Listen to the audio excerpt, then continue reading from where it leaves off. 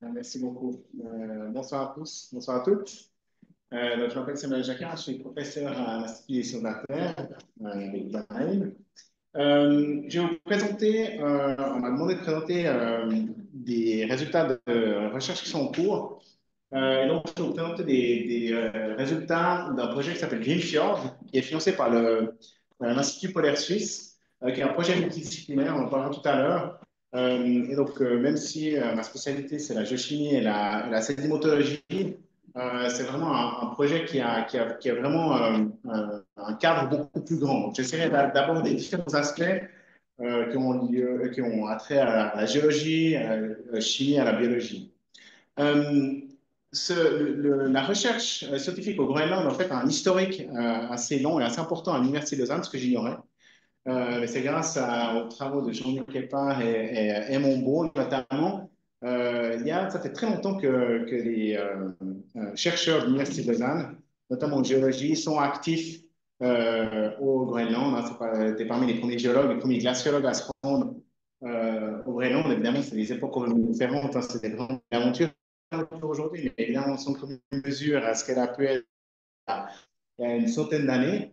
Et donc, c'est assez intéressant que finalement, ce projet-là prolonge un petit peu, continue, fait perdurer cette tradition. Donc, je vais vous donner d'abord un contexte. Hein, pourquoi on s'intéresse à ces zones arctiques? Pourquoi les fjords sont importants? Déjà, qu'est-ce que c'est un fjord? Pourquoi ils sont importants? Et après, vous expliquer un petit peu comment on effectue la recherche, hein, quels sont les outils qu'on a, dont on a à disposition pour récolter des échantillons, etc. Et puis après, vous présenter les premiers résultats, c'est les résultats préliminaires. Je vous montrerai les résultats de la campagne de l'année passée, donc qui a eu lieu au début au mois de juillet de l'année passée. Donc, comme vous le savez tous et toutes, le globe se réchauffe. Hein. Vous voyez ici différentes figures qui sont extraites du dernier rapport, un rapport du GIEC. Hein. Vous voyez ici l'observation de l'augmentation des températures depuis la révolution industrielle, il y a à peu près 150 ans, environ 200 ans. Vous voyez que l'ensemble du globe se réchauffe. Ici, c'est les changements, les réchauffements observés pour un réchauffement d'un degré. Hein, c'est il y a quelques années, on est plutôt vers 1,3, 1,4 degrés de réchauffement. Donc ici, ce que nos modèles climatiques simulent, on voit qu'il y a une très forte cohérence entre les observations qu'on peut faire et les modèles climatiques dont on a à disposition pour prédire quels seront les impacts du changement climatique dans le passé. Et après, ben, justement, différentes simulations en fonction du réchauffement que notre planète pourrait euh, euh, souffrir ces prochaines années. Hein. Mais ce qui est intéressant de voir, c'est que, comme je disais, l'ensemble du globe se réchauffe. Mais si on regarde un peu plus précisément, on voit que les régions polaires, et notamment ici les zones arctiques, hein, tout comme les zones montagneuses d'ailleurs, comme les Alpes par exemple, se réchauffent beaucoup plus rapidement que la moyenne globale. Hein. La moyenne globale, on a dit 1,3, 1,4 degrés. Le réchauffement atteint peut-être 3-4 degrés dans ces zones de haute latitude.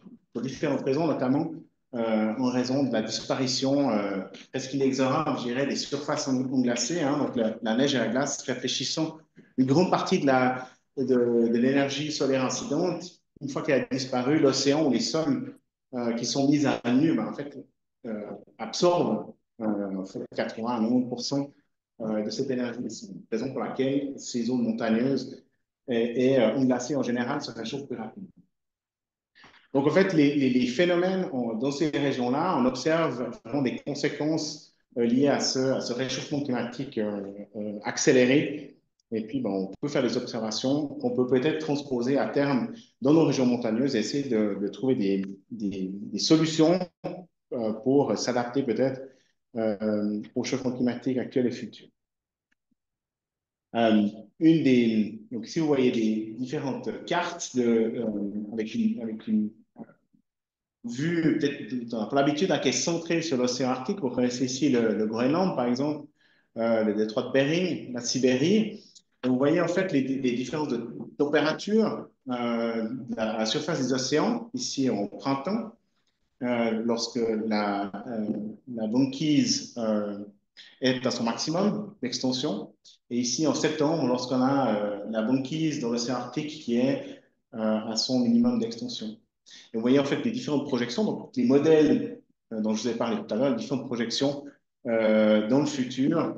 Et beaucoup de modèles prédisent que peut-être déjà dès 2050, l'océan Arctique sera complètement dépourvu de glace, en tout cas en été. Hein. Elle va continuer à se former en hiver, mais probablement que la banquise existante, enfin, il y aura peut-être que quelques centaines ou quelques milliers de kilomètres carrés qui vont rester en 2050. Donc ça reste, c'est un petit peu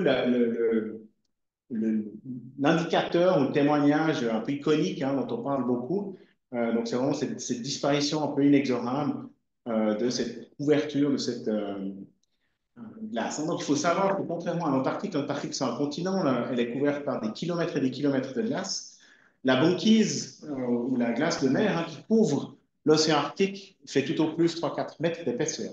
Hein. Peut-être s'il y a la glace pluriannuelle, peut-être 10 mètres, mais c'est tout. Donc c'est vraiment un système extrêmement dynamique et qui est très vulnérable ou très dépendant de ces changements de radiation.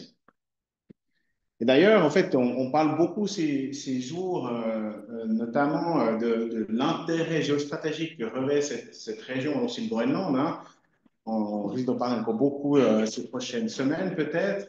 Une des raisons pour laquelle c'est que cette disparition inexorable de la banquise, de la couverture de glace ouvre, en tout cas de manière saisonnière pour le moment, des passages pour les cargos. Il y a déjà des cargos qui sont des cargos tout à fait, des bateaux cargos normaux, hein, ce n'est pas des brise-glaces, qui 2, 3 mois par année peuvent en fait relier le nord de l'Atlantique au nord du Pacifique en passant par l'océan Arctique, hein, donc dans les zones côtières, ici notamment au Canada. Il y a une autre route qui est moins fréquentable à l'heure actuelle, hein, le long de la Sibérie. Mais ces routes, ces nouveaux passages revêtent vraiment une importance tout à fait stratégique, hein, parce qu'elles permettent de gagner 50 à 60 du temps que mettrait un bateau ou des marchandises pour être transportées du nord de l'Europe, par exemple de Rotterdam, en Amérique du Nord et aussi en Asie. Donc tout le monde veut un petit peu sa part du gâteau. Il y a beaucoup d'excitation, d'énervement dans ces régions-là. La Suisse a aussi ses intérêts. Hein. La Suisse pousse, par exemple, un agenda politique,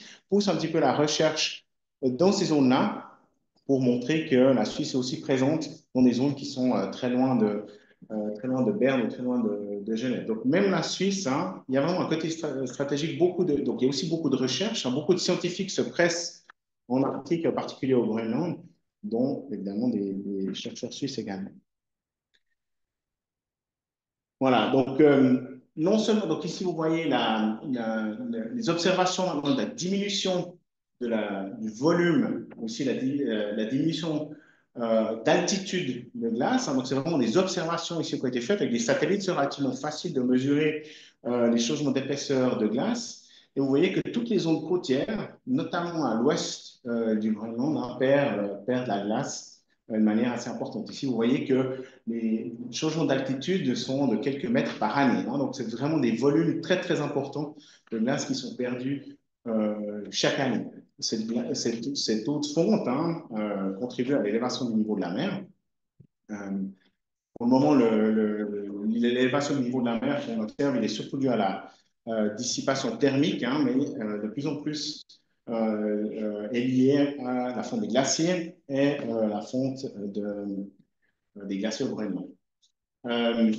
Étant géologue, hein, je ne résiste pas. Il y a ici des reconstructions de l'étendue, la couverture glaciaire durant différentes époques du passé, qui étaient notamment aussi chaudes, ou en tout cas avec une pression partielle de CO2 similaire à celle d'aujourd'hui.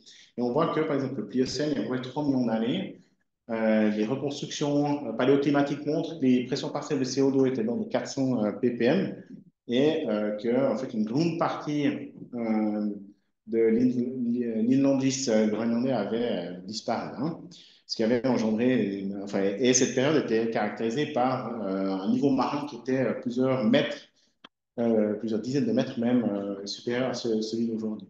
Donc, de nouveau, c'est vraiment une question dynamique. Hein. Évidemment, il y a une grande inertie dans le système. La glace fond, mais si on se base sur les observations paléoclimatiques, eh ben, on risque de perdre une grande quantité de la glace qui est stockée au Groenland à l'heure actuelle.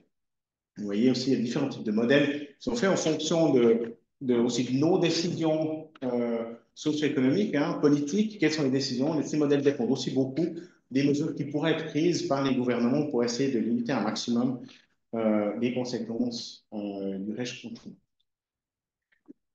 Voilà, donc maintenant, si vraiment on se concentre un petit peu plus en détail sur les conséquences du changement climatique au Groenland, donc on a cette carte, on voit très bien qu'une grande partie de la côte occidentale du Groenland et maintenant aussi une partie de l'île d'Andis perd de glace, hein, de plusieurs mètres par année. Donc évidemment, intégré sur l'ensemble de cette surface, hein, ça fait des volumes très importants. On en parle beaucoup dans la presse, hein, d'ailleurs si ça vous intéresse. Il y a eu tout un dossier l'année passée dans High News qui a été repris par le temps sur les campagnes de terrain qu'on a effectuées en 2023, donc, avec les conséquences aussi socio-économiques du changement climatique au Groenland, hein. Il faut savoir que c'est aussi une île tout à fait particulière, elle est immense, elle est plus grande que la France et l'Allemagne réunies. Il y a 50 000 personnes qui y vivent, principalement donc, le long de la côte, la partie qui est en beige, là, qui est déglacée quelque part. Et puis, ben, elle fait face à évidemment des challenges importants, mais aussi à des opportunités qui sont absolument incroyables, hein. D'où la pression géopolitique sur ces ressources. Et puis, ben, de par sa position géostratégique, mais aussi certaines des ressources, d'ailleurs largement inexplorées, hein, qui attisent beaucoup d'intérêt. Voilà, donc un petit peu le contexte, hein. L'Arctique se réchauffe très rapidement et une des conséquences parmi beaucoup d'autres, hein, mais c'est que l'océan, enfin, le Groenland perd beaucoup de volume de glace. Voilà, maintenant, qu'est-ce qu'un fjord? On va un petit peu se focaliser sur ces systèmes qui sont très particuliers. Donc, un fjord, c'est simplement une vallée glaciaire, hein, donc une vallée qui a été érodée par des glaciers ou une succession de glaciations, hein, qui est remplie par un bras de mer. Donc, c'est comme une vallée alpine, hein, qui peut être en U ou en V, qui est remplie par de l'eau, soit qui provient de la fonte des glaciers, on en parlera, ou en profondeur, les eaux qui proviennent de l'océan ouvert. Donc simplement des bras de mer, enfin vraiment des vallées qui peuvent être très profondes et très incisées, hein. Donc souvent, c'est des fjords qui sont assez étroits, quelques kilomètres, 5-6 kilomètres, mais peuvent avoir des profondeurs de 500, 600, 700 mètres. Donc on fait des systèmes très particuliers dans leur fonctionnement biologique, mais aussi dans leur fonctionnement je dirais physique. On retrouve principalement dans les zones de haute latitude, hein. Bon, moi, toutes ces photos, c'est ici un exemple au Groenland, mais non, en Norvège, pardon, en Alaska, beaucoup au Canada. Donc ici, un petit peu les zones dans lesquelles on trouve. On retrouve un petit peu aussi dans l'hémisphère sud, en Nouvelle-Zélande notamment, et en Patagonie. Donc, comment ça fonctionne? Donc, très schématiquement, hein, ces fjords donc, sont souvent sont marqués par un surcreusement lié à l'action érosive des glaciers ou des glaciations successives. Elles sont souvent marquées ici par une barrière topographique, hein, qui est souvent la moraine, qui peut être une moraine sous-marine, qui va limiter ou réguler les échanges entre l'océan ouvert qui se trouve ici et puis l'interface, hein, qui peut être soit un glacier qui se déverse dans ce fjord ou alors une rivière. On verra que la distinction a une importance absolument primordiale sur le fonctionnement de ces fjords. Ces fjords sont caractérisés par ce qu'on appelle une circulation estuarine. Donc on a souvent une couche assez fine de faible épaisseur d'une dizaine de mètres peut-être, qui est transportée vers l'extérieur, hein, offshore. Et puis, cette eau est remplacée par une circulation de subsurface ou à profondeur un petit peu plus importante avec des eaux qui proviennent de l'océan, hein. Donc, il y a vraiment un système convectif un petit peu comme ça, et puis donc, qui est lié au vent et aussi aux différences de densité, donc de température et de salinité, donc les contrastes de densité entre ces différentes masses d'eau, hein. Ici, on note l'évaporation, il n'y en a pas beaucoup, hein, dans ces régions-là, il ne fait pas très chaud. Précipitation, il y a pas mal de précipitations. D'ailleurs, de plus en plus de précipitations aussi, une des conséquences du réchauffement climatique. Mais souvenez-vous bien, le moteur, donc c'est un moteur atmosphérique, le vent, mais aussi ces différences de densité entre les masses d'eau. Alors pourquoi ces fjords ont une géométrie et un fonctionnement très particulier, mais pourquoi ils jouent un rôle si important, pardon, dans le cycle du carbone global, hein? Donc vous voyez ici l'accumulation de matière organique dans les différentes régions. D'accord? Vous voyez que la particularité de ces fjords, c'est qu'ils sont extrêmement productifs. D'accord? Il y a la production in situ du phytoplancton, mais il y a aussi beaucoup de matière organique dissoute et en particules qui est transportée soit via l'érosion glaciaire, soit par les rivières qu'on trouve dans ces régions-là. Donc, de très, très grandes quantités de carbone organique, réfractaire ou labile, est séquestrées dans les sédiments qui se trouvent au fond de ces fjords. Donc, ces enregistrements sédimentaires, ces piles sédimentaires peuvent vraiment avoir des épaisseurs de plusieurs centaines de mètres et contiennent, comme je disais, d'énormes quantités de carbone. Euh, la raison pour laquelle en Alaska, il y a les sédiments contiennent le plus de carbone, c'est qu'il y a vraiment deux sources importantes. Il y a la source in situ, donc cette production biologique primaire, de phytoplancton, et aussi, c'est une région assez tempérée, en tout cas par rapport aux autres de ces régions. Donc, les sols et la végétation sont relativement bien développés. Hein. Donc, il y a aussi une source terrestre de matière organique qui est relativement importante, en tout cas bien plus qu'elle pourrait être au Groenland, dans la région dans laquelle les sols font quelques dizaines de centimètres d'épaisseur. Mais ce qui est très important, c'est que si on regarde les différents systèmes géologiques ou géomorphologiques dans lesquels le carbone est stocké principalement, donc évidemment les grands dépôts-centres dans lesquels ce carbone organique s'accumule sont les deltas. Je pense au delta du Gange, par exemple, où il y a d'énormes quantités de matière organique qui sont stockées. Donc il y a vraiment une accumulation très importante de sédiments qui permet de sceller cette matière organique et d'éviter qu'elle se dégrade. Mais vous voyez que les fjords représentent ici environ 10 à 20 de la quantité totale de carbone stocké dans les sédiments marins, alors qu'ils ne couvrent qu'une infime portion de l'océan. Hein. Donc, ils ont une importance prépondérante, très particulière dans le cycle du carbone parce que ces écosystèmes, les sédiments qui se trouvent au fond de ces fjords, stockent d'énormes quantités de carbone. Et si, évidemment, les fjords, de par leur relative petite surface, ainsi c'est normalisé par la surface, ici, vous voyez que les fjords, par unité de surface par kilomètre carré, stockent bien plus de carbone que d'autres systèmes de l'océan global. Voilà, comme je vous disais, donc on distingue deux types de fjords, hein, ce que je vais appeler ici les fjords qui sont nourris ou influencés par ce qu'on appelle des rivières proglaciaires, d'accord, ici. Donc c'est un système dans lequel le glacier s'est retiré déjà au-delà de l'interface. Hein. Donc c'est retiré entre l'interface terre-mer, donc le glacier a déjà fondu, et donne lieu, on ne voit pas très bien sur cette photo, mais une espèce de ce qu'on appelle une plaine érosive dans laquelle des rivières peuvent se former, se forment, et puis les autres fontes des glaciers sont transportées dans le fjord via ces rivières proglaciaires. Donc le transport d'eau de fonte se fait via la surface.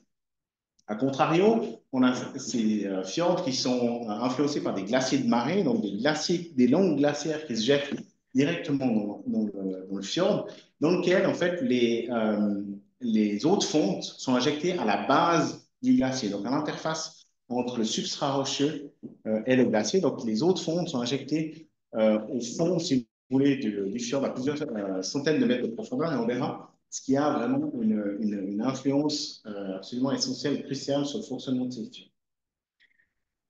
Dans le cadre du projet Greenfjord, l'hypothèse qu'on fait ou qu'on essaie de questionner, c'est de se dire qu'avec l'avènement, l'accélération du changement climatique ou du réchauffement climatique, on aura de plus en plus de systèmes, de plus en plus de fjords qui seront influencés par ces rivières proglaciaires au détriment de cette image un peu d'épinal qu'on peut voir en Norvège sur cette photo aérienne, hein, avec ces immenses glaciers, ces immenses langues glaciaires qui se jettent, qui se terminent dans les fjords.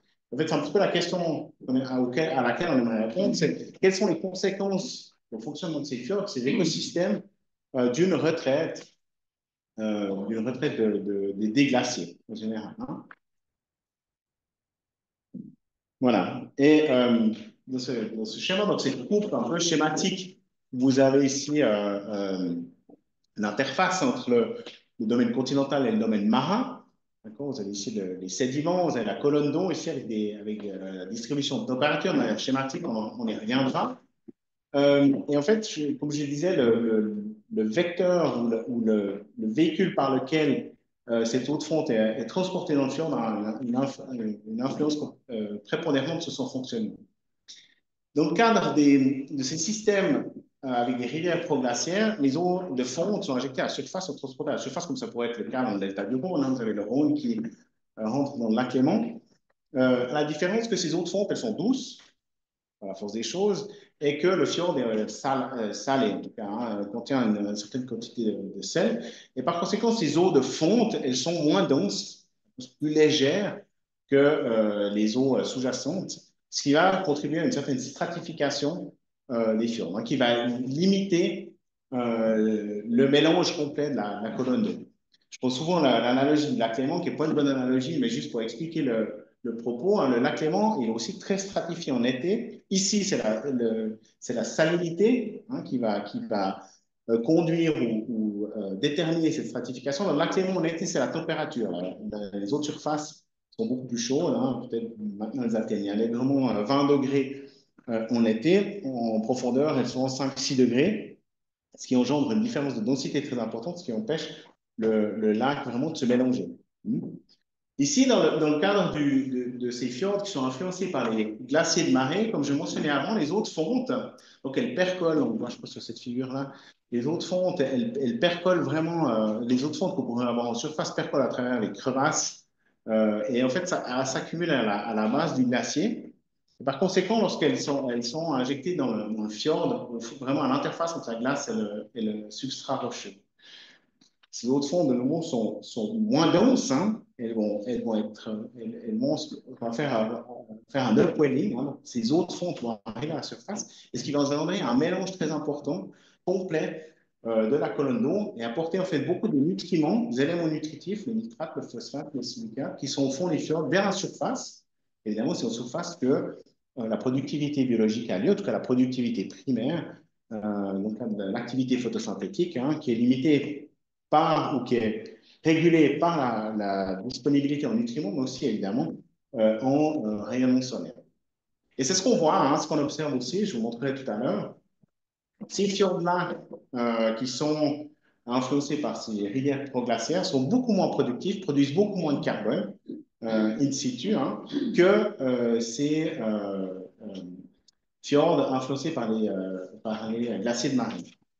Et c'est en fait un peu une mauvaise nouvelle pour ces écosystèmes. Ils viennent, de nouveau, dans l'hypothèse qu'on a fait, la transition peut-être dans le futur vers une multiplication ou vers une augmentation de la fréquence de ce scénario-là va impliquer que les fjords ou ces systèmes deviennent de moins en moins productifs avec une diminution, une limitation de la quantité de carbone que les sédiments sous-jacents vont pouvoir séquestrer, mais aussi cette productivité primaire algaire, elle sert c'est à la base de la chaîne trophique et de la chaîne alimentaire.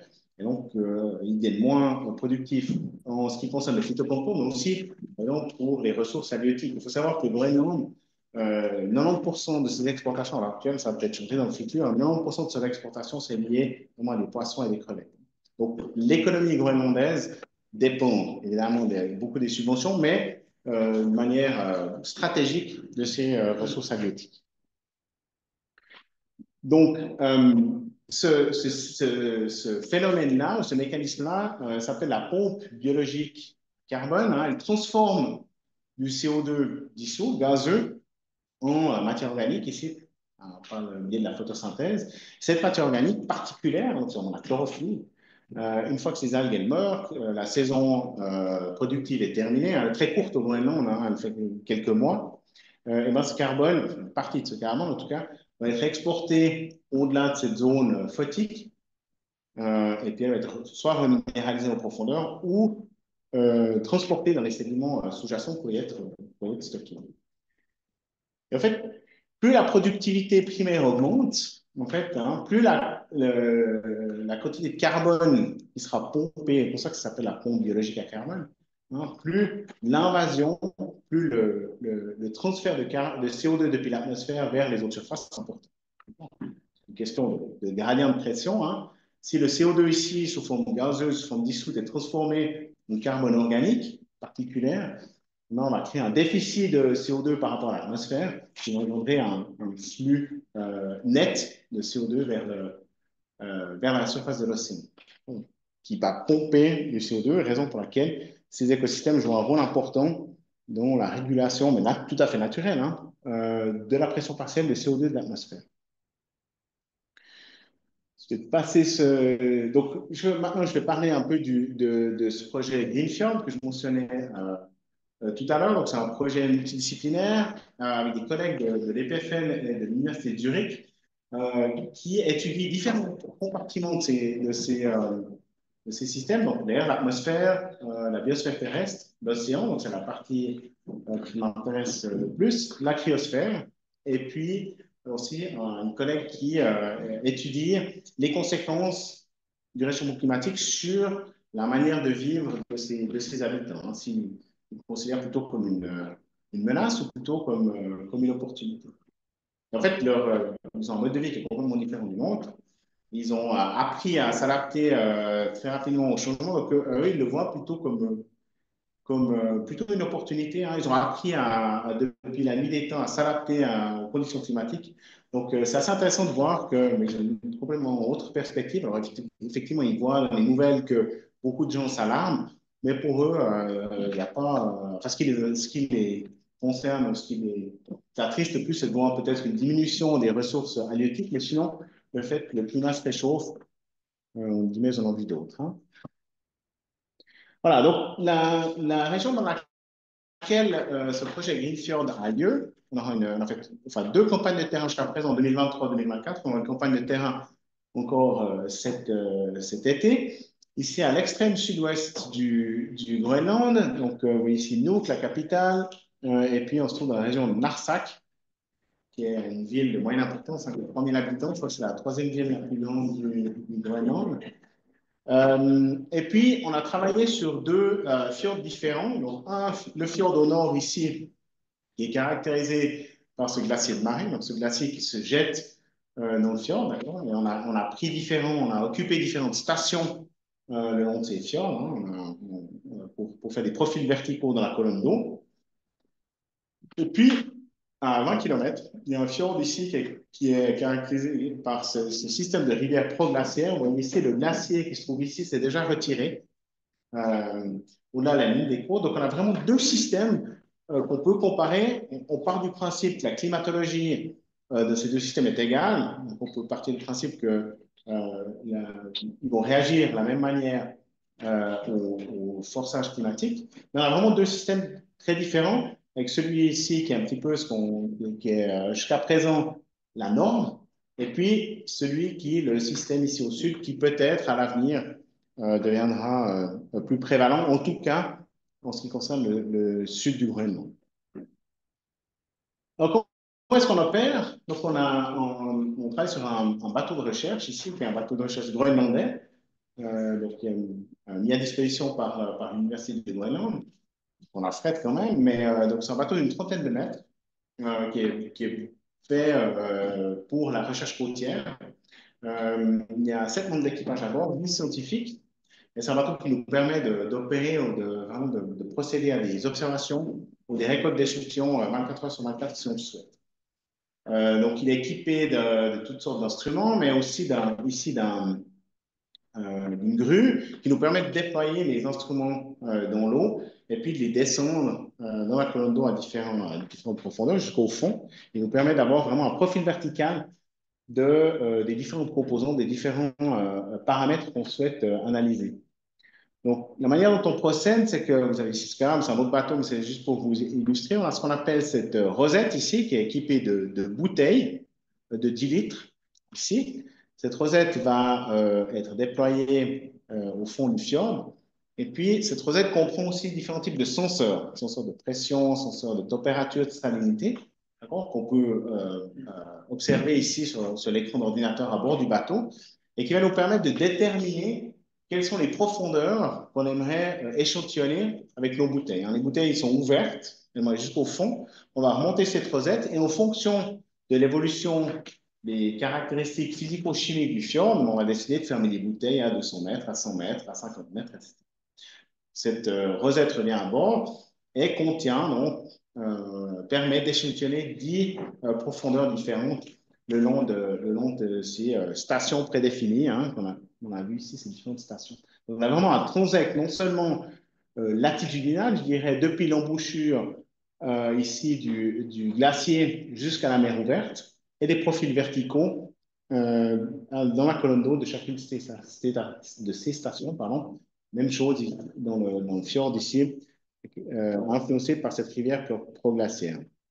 Donc ce bateau est assez bien équipé, il y a différents types de laboratoires à l'intérieur, hein, des espaces de laboratoire assez confortables pour un bateau de cette taille qui nous permet d'échantillonner, de filtrer après les échantillons d'eau de mer qui arrivent à bord. Donc une partie des échantillons sont juste récoltés pour les analyser après au laboratoire, mais certains échantillons sont aussi traités directement à bord, notamment en ce qui concerne la filtration. Voilà, quels sont ici, je vais vous montrer les premiers résultats de la campagne 2024. Vous verrez aussi que ces deux fjords ont une ambiance très différente, hein. Donc ici, on est dans le fjord euh, caractérisé par ce glacier-là. L'année passée a été extrêmement particulière. Aussi, lorsqu'on discutait avec les gens, enfin la population, énormément de glace, même à relativement tard dans la saison, c'était en juillet, il y a énormément de glace dans ces fjords. Le bateau, fort heureusement, a été équipé pour naviguer dans ces conditions-là. L'équipage est groenlandais, hein, pour ainsi dire, ils ont vraiment navigué dans ces eaux-là depuis qu'ils sont nés, hein. Nous, on apprend à marcher à 2 ans, ils apprennent à naviguer un bateau, quelle que soit la taille, à peu près à cet âge-là. Donc, je vais vous montrer les premières mesures qui ont été faites dans ce fjord. La manière dont on reproduit euh, ces données-là, donc vous avez ici le transect. Sur votre droite, vous aurez toujours l'interface entre la glace et le fjord, et puis ici la mer ouverte. Vous voyez ici les différentes stations qu'on a occupées, qu'on a échantillonnées. Bon. Et puis, eh ben, ici, l'interpolation des différents paramètres qu'on a mesurés. Vous voyez ici la température. Vous voyez une très fine couche à la surface réchauffée par le soleil, hein, comme le cas du lac Léman tout à l'heure. C'est vraiment quelques mètres. Une couche très froide, température parfois négative, jusqu'à peu près 200 mètres de profondeur. Et puis, des eaux un peu plus chaudes, de nouveau, en profondeur, c'est les eaux qui proviennent de l'océan ouvert. Donc, ça, c'est la couche qui est caractérisée par les eaux de fonte, qui occupent à peu près 100 mètres, une centaine de mètres. Et puis, le fond du fjord jusqu'à 500-600 mètres de profondeur, et par ces eaux d'origine océanique. Donc, ici, avec une transition assez abrupte. Si on regarde les profils de salinité, donc ici, vraiment des salinités très basses, hein, de l'ordre une salinité normale de l'eau de mer, c'est 33 à 35 pour 1000. Bon, ici, en surface, des salinités très basses, qui caractérisent ces eaux de fonte. On ne voit pas très bien à l'échelle de couleur, on ne pas tellement de voir, mais les salinités sont plus basses, en tout cas plus basses que la moyenne océanique, jusqu'à à peu près 100 mètres. Euh, Maintenant, ce qui nous intéresse, si on regarde le cycle du carbone, la manière dont on a une première approximation de la productivité de ces fjords, c'est de regarder les concentrations de chlorophylle. Les senseurs de fluorescence permettent de mesurer vraiment cette concentration-là, en tout cas qualitativement, on va dire. Et vous voyez que très clairement, à proximité du glacier, dans ces régions où il y a un fort brassage des eaux, on a des concentrations de chlorophylle qui sont très élevées comparées au reste du fjord. Alors, évidemment, ce n'est pas une surprise au fond du fjord de trouver peu de chlorophylle, hein, puisqu'elle n'est pas produite en profondeur, elle est vraiment produite à la surface. Ce qu'on appelle la zone photique ici, elle est très peu importante, hein, dans une dizaine ou une vingtaine de mètres, notamment à cause de la turbidité de ces eaux de fond, hein, contient aussi beaucoup de sédiments. D'accord. Et donc ici, un petit peu le système auquel on s'attendait, hein, des conditions très productives qui sont liées à ce brassage. Maintenant, un peu plus compliqué, on a mesuré la concentration des différents nutriments qui sont essentiels à la productivité biologique. C'est les mêmes que ceux qui influencent la productivité biologique terrestre, hein, le phosphate, le nitrate, C'est les composants principaux des engrais qu'on répand dans nos jardins ou sur les champs. D'accord? Et vous voyez qu'ici, en surface, les concentrations de ces éléments sont proches de zéro, hein, ils sont immédiatement utilisés par le phytoplancton qui se trouve à la surface. Donc, c'est ce à quoi on s'attend, des concentrations assez faibles en surface. Et des concentrations élevées, beaucoup plus élevées en profondeur, c'est ces eaux océaniques qui rentrent dans le fjord par dessous, hein, par l'intérieur, et qui sont ici, où il y a ce grand brassage, hein, qui sont amenés à la surface. Ici, vous voyez des concentrations qui sont plus importantes et qui donnent naissance à ce pic de chlorophylle très important. Donc, ce brassage est essentiel à maintenir cette productivité biologique. Donc, pour rentrer un petit peu plus dans le détail, là, ça devient un petit peu technique, mais euh, enfin, en général, de manière assez schématique, les demandes, les prérequis en nutriments entre le phosphate et le nitrate sont toujours un peu les mêmes, que ce soit les végétaux terrestres ou les phytoplanctons. D'accord? Et on voit ici que une des conséquences aussi de la fonte glaciaire, hein, il faut savoir qu'un glacier qui flue, soit en avançant ou en reculant, a une capacité érosive beaucoup plus importante. D'ailleurs, cette capacité érosive est exponentielle à la vitesse d'avancée ou de recul du glacier. Donc, il y a aussi ces glaciers qui fondent engendrent aussi un transport très important de nutriments et de particules litogéniques. On parle de sparring glaciaire dans ces fjords-là. Mais si on considère ces différents nutriments-là, il y a très peu de nitrates, très peu d'azote dans les roches, hein. Donc, en fait, le réchauffement climatique aussi indirectement va influencer ou va modifier le type de phytoplancton qui va se développer. Bon, donc, les phytoplanctons ici, il y a aussi beaucoup de silice dans ces roches, notamment dans ces roches-là. Donc, on aura une tendance à développer du phytoplancton siliceux, des diatomées, hein, aussi en clément, au détriment d'autres espèces. Donc, vous voyez que, de nouveau, ces zones à proximité du glacier, caractérisées par un fort brassage, sont caractérisées par des concentrations de nutriments assez élevées. Et ici, vous voyez qu'il y a un excès quelque part de phosphate par rapport au nitrate, hein, et donc le nutriment qui va limiter l'activité biologique, c'est vraiment le nitrate là, qui ne provient pas, comme je mentionnais, par les autres fonds, hein. Il y a très peu d'azote dans les roches et les autres fonds, mais qui est uniquement disponible par ce brassage-là, par une source océanique. Maintenant, si on compare le deuxième fjord, on voit que les conditions sont très différentes, hein. Donc, comme je disais qu'il y a deux ambiances, le bateau se trouve à proximité de l'embouchure de ce système de rivières glaciaires. C'est des petites rivières, hein, ce n'est pas des immenses fleuves, d'accord, mais vous voyez que ces fleuves charrient une quantité absolument impressionnante de ces particules d'origine détritique, hein, qui sont liées à l'érosion glaciaire, cette farine glaciaire en suspension dans l'eau. Maintenant, si on regarde un petit peu la distribution, de nouveau, même illustration à droite, et l'embouchure de ce système glaciaire ici, là. Mais ouverte, on a un petit peu moins de stations, raison pour laquelle il y a un peu ces blancs ici. Mais vous voyez aussi des températures très froides donc, sur l'ensemble du fjord. Donc, le fjord est rempli d'eau extrêmement froide. Il y a moins d'intrusion, il n'y a plus cette intrusion d'eau océanique à l'intérieur. Aussi des salinités qui s'offrent à la surface, hein, donc cette zone d'eau de fonte aussi proche de la salinité des eaux océaniques. En fait, ce qui nous intéresse le plus là, c'est que ces eaux de fonte, elles contiennent énormément de particules, elles sont extrêmement turbides, d'accord. Elles limitent par conséquent la photosynthèse, l'activité photosynthétique, parce que le rayonnement solaire ne peut simplement pas pénétrer dans ces eaux de surface. La photosynthèse est tributaire ou dépendante de l'énergie solaire. Donc, ces eaux de fond, bien qu'elles soient relativement riches en nutriments, en fait, vont couper, limiter la productivité biologique. C'est ce qu'on voit ici, hein. Vous avez ici la concentration de chlorophylle sur la même échelle qu'on a vu tout à l'heure. Ben, vous voyez, sur l'ensemble du fjord, à l'exception aussi de la station peut-être qui se trouve en mer ouverte, dans la zone pélagique, il n'y a absolument pas de productivité biologique qui s'y passe.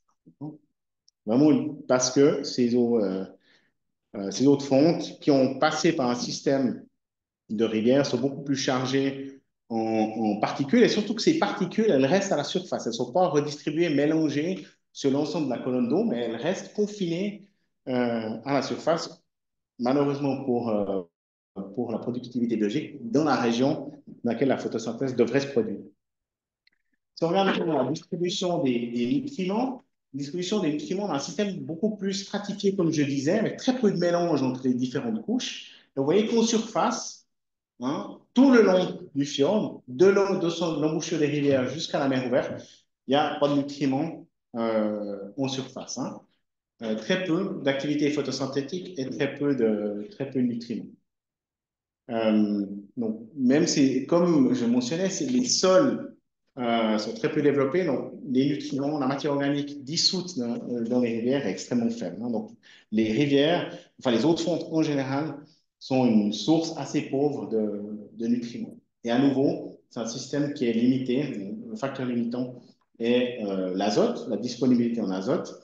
Et si vous regardez où se trouve l'azote dans ce fjord, hein, si les couleurs élevées sont les couleurs bleues, l'azote se trouve au fond du fjord, à la grande profondeur, où il n'y a aucune lumière solaire, aucune lumière du jour qui pénètre. Et par conséquent, bien qu'il y ait plein de nutriments, mais il n'y a pas de photosynthèse qui se produit, non, parce qu'elle est limitée par la disponibilité en rayonnement solaire. Voilà, je vais arriver aux conclusions. Après, je me ferai un plaisir de répondre aux éventuelles questions. Donc, comme on a vu, le changement climatique induit une fonte accélérée des glaciers en Arctique, dans les Alpes, dans les régions montagneuses, mais aussi au Groenland, ce qui contribue à l'élévation du niveau marin. Le retrait des glaciers affecte la manière dont les eaux de fonte sont introduites dans les fjords, avec des conséquences majeures sur le fonctionnement. Hein. Dans les systèmes proglaciaires, les rivières proglaciaires, ces eaux de fonte sont transportées à la surface, qui va contribuer à stratifier, à limiter le mélange des différentes couches d'eau. A contrario, lorsque les eaux de fonte sont injectées au fond des fjords, ça va créer une sorte de tourbillon et mélanger l'ensemble de la colonne d'eau, ce qui va permettre de maintenir une productivité biologique très importante. La multiplication ou l'augmentation de l'occurrence de ces systèmes proglaciaires va à terme contribuer à rendre ces systèmes moins productifs, hein, donc moins de carbone produit, moins de carbone fixé, hein, donc ici, par conséquent, moins de carbone qui serait exporté dans les sédiments qu'on trouve au fond de ces fjords. Donc, plutôt une mauvaise nouvelle, la boucle de rétroaction ou le service écosystémique que ces fjords nous rendent, mais aussi la diminution de la productivité biologique à terme hein, aura des impacts sur les ressources de pêcherie, les ressources halieutiques. Comme je mentionnais, la société groenlandaise est très dépendante culturellement, hein, mais aussi économiquement, c'est 90% des exportations à l'heure actuelle. Voilà, je vous remercie pour votre attention et je suis ravi de répondre à vos questions. Merci beaucoup.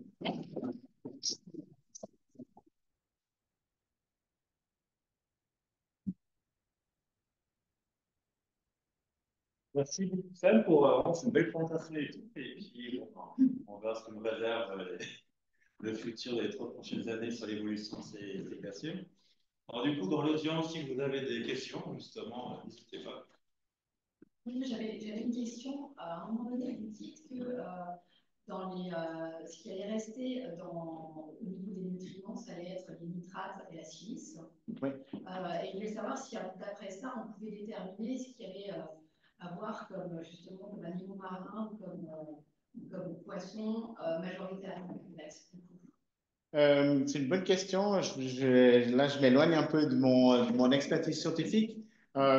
Pour les poissons, d'après ce que je comprends, le facteur principal qui va réguler leur distribution, c'est avant tout la température. Donc, ici, on voit un changement de proposition de l'assemblage de phytoplancton vers un assemblage qui est plus riche en silice, comme je disais, en diatomée. Hein, on a aussi beaucoup dans le lac, comme je mentionnais. Et puis, des systèmes qui deviennent plus pauvres en nitrate. Maintenant, quel impact ça a sur l'assemblage des poissons, ça, je ne sais pas me répondre. Mais d'après ce que je comprends, vraiment la distribution, on voit un appauvrissement ces ressources halieutiques. On voit un changement de faune aussi. Enfin, les espèces qu'on pêchait il y a 10-20 ans au sud-ouest du Groenland, elles n'existent plus, mais il y a d'autres espèces qui viennent. Donc, aussi, il faut qu'ils s'adaptent. Mais est-ce que ce changement dans la chaîne alimentaire impact sur l'assemblage de poissons, ça je entendu. Oui, merci Samuel pour cet exposé super. Moi, j'avais juste une question par rapport aux deux types de fjords qui sont très différents dans leur dynamique. On sait un peu le pourcentage de l'un par rapport à l'autre. On sait si c'est 50-50 ou 20-80 au niveau de la planète, hein, je dirais. Ouais, alors, dans la planète, c'est une bonne question. Au Groenland, ces fjords terrestres, si je peux dire, c'est vraiment une infime minorité. Ils représentent peut-être 1 ou 2% de la totalité des fjords et on les rencontre exclusivement vraiment dans la partie, je dirais, au sud de Nuuk, donc peut-être le dernier 20% du Groenland, hein. Donc, le fjord glaciaire représente, dans ces zones de haute latitude, Svalbard, en Colombie-Britannique, par exemple, en Alaska, c'est différent. Mais au Groenland, en tout cas, c'est fjord glaciaire, hein, c'est vraiment l'image d'épinal qu'on a du Groenland. C'est la grande majorité des systèmes à l'heure actuelle, mais on voit qu'ils sont en train de changer.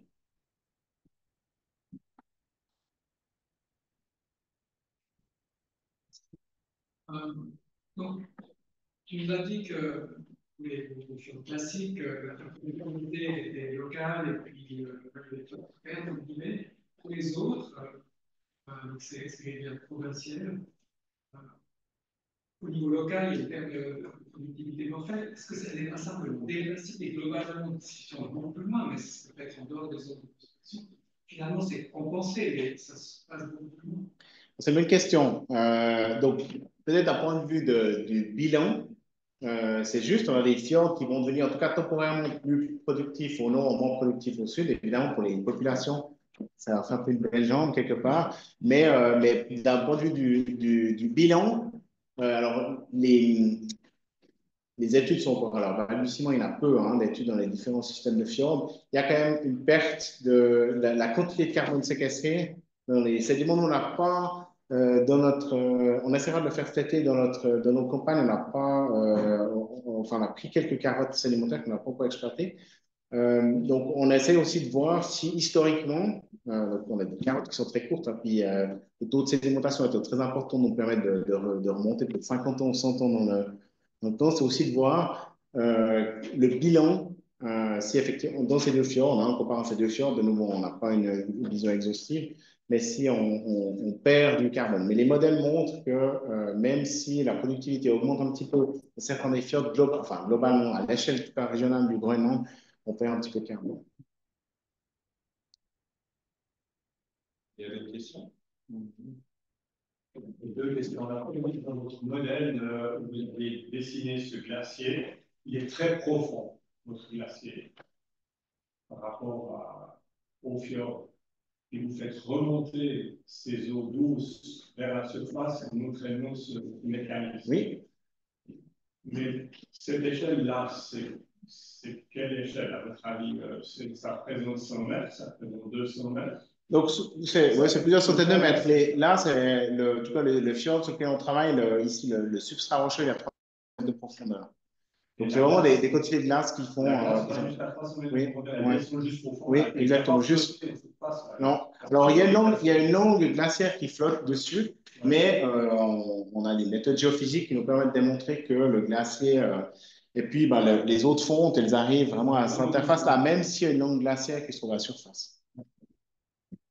En tout cas, une grande majorité de l'eau de fonte. Après, il est vrai qu'il y a des. En fait, si on regarde la dynamique, ces langues glaciaires elles vont aussi se fracturer.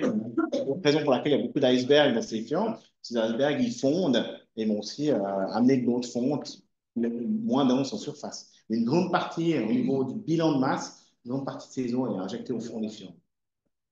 Maintenant, ma deuxième question. En Alaska, les glaciers sont dans les massifs rocheux plus loin de la mer. Donc, il y a des lacs périglaciaires, il y a des sédimentations préalables, et après, on a des eaux qui sont relativement claires. C'est juste. C'est juste. Et votre exemple, là, il est un peu particulier. Peut-être qu'on peut chercher un endroit où il y a un lac périglaciaire qui permettrait d'avoir des eaux claires. C'est une bonne remarque. C'est juste, il y a très peu de lacs périglaciaires au Groenland, en tout cas ce qu'on a pu voir pour le moment. Ils se forment, c'est vrai que les lacs périglaciaires sont des pièges à sédiments. effectivement, donc les eaux sont plus claires. En tout cas, les systèmes que je connais, au Groenland, il n'y a pas. Mais c'est vrai que ça sera intéressant de voir dans quelle mesure ces pièges à sédiments contribuent à baisser un petit peu la turbidité de ces eaux de surface. Ouais, c'est un bon point. Juste pour rebondir sur la première question au niveau de la biodiversité au Québec, quand vous avez fait les prélèvements, donc vous étiez sur le bateau, dans le fjord, vous faisiez un peu des observations aussi, je pense notamment aux cétacés. Est-ce qu'il y avait des orques ou des dauphins, différentes espèces que vous auriez pu observer, et en plus grande population dans un fjord qui est plus dynamique, qui est plus riche en biodiversité? Alors, on a pu voir quelques baleines en effet. Alors, est-ce que c'est représentatif de la biodiversité? Je ne sais pas ce qu'on fait parce que nos collègues biologistes font maintenant, ils travaillent tous sur l'ADN. Donc, on a des collègues biologistes qui récoltent de l'ADN in situ. Vraiment, ils pompent immergés qui récoltent du matériel génétique pour avoir une grande palette, aussi bien au niveau bactérien qu'au niveau après, des mammifères. Donc, c'est des données qu'on n'a pas encore. Mais la biodiversité est vraiment monitorée depuis l'échelle de la boutique jusqu'au mammifère. On avait par exemple de l'ADN du requin groenlandais qu'on n'avait pas vu, mais qui était visiblement présent, ou il a été présent dans ces fjords. L'ADN se dégrade très rapidement, c'est-à-dire qu'il y a une présence d'autres types de faune qu'on n'a pas pu voir. Et donc, c'est aussi un des grands volets, ce n'est pas tout mon expertise, c'est un des volets très importants de ce projet-là, de regarder si parce que nous, on regarde juste la concentration de chlorophylle, si elle se traduit aussi par une différence de biodiversité. Oui. On s'avère que parler des volcans, des activités volcaniques qui pouvaient être influencées justement par la fonte des glaciers, parce que c'est des masses énormes qui exercent une pression sur le poche magmatique. Donc, si une fonte de ces masses, il y a moins de pression et ça pourrait induire une activité volcanique. C'est le cas pour le Groenland? Je ne sais pas si c'est le cas. Je pense qu'une immense inertie, c'est intéressant. C'est une thématique importante dans le domaine des sciences de la Terre. Savoir si, parce qu'on donne un peu de contexte, lors de la dernière déglaciation, donc la transition du dernier âge glaciaire, il y a moins de 1000 ans jusqu'à l'Holocène, 10 000 ans, on a une augmentation d'à peu près 600 ppm, de 30% du stock de CO2 dans l'atmosphère. On essaie de trouver toujours des explications, des mécanismes par lesquels cette augmentation a pu se traduire. Il y a différents modèles. Un modèle étant qu'il y a une augmentation de l'activité volcanique avec le retrait des glaces au niveau global, hein, au Groenland aussi d'ailleurs. On observe dans certaines carottes sédimentaires qui remontent jusqu'à cette période-là une augmentation des teffrins, donc des cendres volcaniques dans ces sédiments. Donc, c'est assez intéressant. Je pense qu'il y a un petit problème de cinétique parce qu'il faut, évidemment, le système est extrêmement il faut des grandes quantités, après c'est de la dynamique, après l'intérieur de la Terre, à Montélimar. Je pense que c'est un peu compliqué, un problème de timing, mais peut-être qu'à terme, enfin, c'est pas immédiat. Donc la réponse pour dire, elle n'est pas immédiate. Donc, on n'observe pas ça maintenant. Peut-être que dans le futur, il y a une augmentation des activités vraiment, pourquoi pas. Autre question? Moi, j'ai une petite question aussi dans le chat. N'hésitez pas en live à poser des questions aussi. J'ai une petite question sur, en parlant des archives sédimentaires, j'aime bien les thèmes un peu plus anciens. Est-ce que justement, il y a des mises en évidence de l'optimum climatique du Moyen-Âge? Est-ce que justement, il y a pu avoir le Groenland, justement, qui était appelé à cette époque-là, parce que c'était un peu le pays vert? Est-ce que dans les archives, on peut enregistrer justement ces types de fonctionnements de fjords de type terrestre? C'est une bonne question. J'ai pas vraiment la réponse. Le problème, je connais très bien, c'est que comme le taux de sédimentation, hein, typiquement dans l'océan ouvert, hein, pélagique, c'est 2-3 cm par 1000 ans, par rapport à 2 mètres, 3 mètres par année ou par décennie. Donc, il faut souvent forer de manière assez profonde pour obtenir les enregistrements de cette époque-là. Dans les fjords, c'est compliqué de forer dans les fjords, si on va à l'extérieur, après, on a d'autres problèmes Donc, c'est une bonne question. Et Ce de serait littérature, il y a intéressant. peu d'études. Je pas à ma connaissance, mais ce serait quelque chose d'intéressant à estimer. Ouais, tout à fait. D'autres questions dans l'audience? Bon, j'élargis un tout petit peu le questionnement. Vous avez fait une allusion, l'élévation du niveau de la mer. Est-ce qu'on sait ou est-ce qu'on a des études qui nous renseignent, qui nous font des propositions sur les causes? Parce qu'en fait, il y a trois grandes causes de l'élévation du niveau de la mer. Il y a la fonte des calottes, il y a l'isostasie. C'est vraiment si on laisse ces 2 ou 3 ou 4 kilomètres de glace, il va plus monter comme Scandinave. Et puis, il y a la troisième question, c'est l'expansion, je ne sais plus le terme exact, de l'eau, enfin du liquide. Quand il se réchauffe, il prend plus de volume. Est-ce qu'on a des études, est-ce qu'on arrive à imaginer en fait quel est le facteur soit prédominant? Alors, il y a des études qui ont été faites, il y a des estimations assez précises, je pense. Alors, l'isostasie va jouer un très bon rôle, mais nous, sur des échelles de taux très différentes. Ça prend, c'est juste, hein, mentionner, la Scandinavie continue à s'élever, alors que une grande partie de la glace a disparu il y a déjà 10 000 ans, voire 15 000 ans. Donc, l'isostasie joue un rôle mineur à court terme. L'expansion thermique de l'eau de mer, donc simplement, elle se réchauffe de passe à peu près 50% de l'élévation du niveau marin. Le reste étant lié à la fonte des glaces, principalement dans les Alpes et dans les régions montagneuses et au Groenland. Maintenant, il y a une contribution plus importante de l'Antarctique, mais donc, voilà, les autres fontes, par rapport à la température, c'est à peu près moitié-moitié. Il y a d'autres questions? En ligne, vous avez d'autres questions? Alors, avant justement de te remercier et tout, je vais aussi faire une petite annonce pour la prochaine conférence. Magnifique. Juste mettre le slide. Ah, il faut que j'arrête de.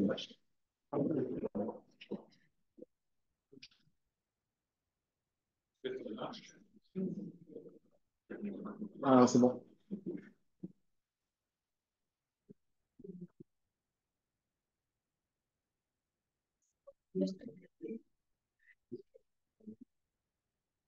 Donc voilà, on termine donc cette conférence. Donc merci Stan pour cette belle présentation et tout. Alors, je viendrai aussi remercier aussi justement le Naturium, l'accueil dans le musée et puis tous nos autres nos sponsors et nos partenaires et tout.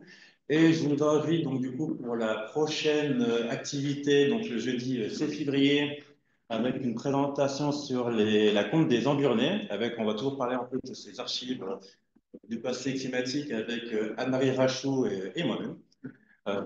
C'est un peu le commission. Alors, le 6 mars, nous avons donc un café scientifique avec une proposition de partenariat naturelle de la GSN Food pour préserver. On aura aussi donc l'Assemblée générale le jeudi 20 mars à 18 h. Et en avril, on aura donc Léonard Schneider pour l'impact des changements climatiques sur l'agriculture et la viticulture en Suisse. Et le jeudi 25 mai, on aura donc Camille Bonvin avec Aux confins de l'espace-temps, la théorie d'Einstein mise à l'épreuve. Donc là, vous voyez, donc pour la première partie, là, on a une bonne diversité et tout. Et puis j'espère avoir le plaisir de vous voir pour les prochaines activités. Donc, merci.